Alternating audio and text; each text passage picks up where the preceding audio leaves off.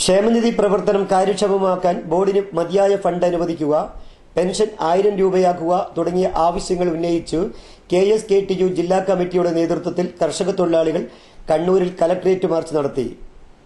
Railway ബജറ്റിൽ കണ്ണൂരിന് വേണ്ടി ഒന്നും ചെയ്യാൻ MP-ക്കായില്ല. MP നൽകിയ നിവേദനത്തിലെ ആവശ്യങ്ങൾ ഒന്നുപോലും പരിഗണിക്കപ്പെടുകയും ഉണ്ടായില്ല. കണ്ണൂരിൽ അടിയന്തരമായി വേണ്ട പിറ്റ് ലൈൻ പോലുള്ളവ നടപ്പാക്കിയില്ലെങ്കിൽ ഭാവി വികസനം നിലക്കും.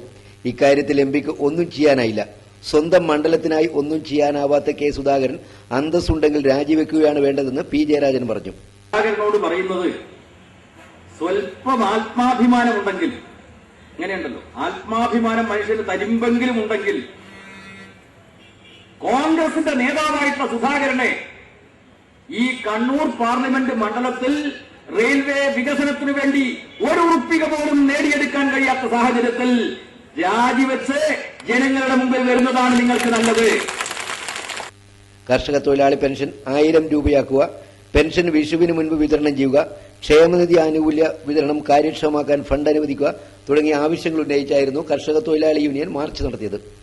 ജില്ലാ president K. Kunjappa, secretary N. ചന്ദ്രൻ, K. ലീല എന്നിവർ സംസാരിച്ചു. ACV news, Kannur.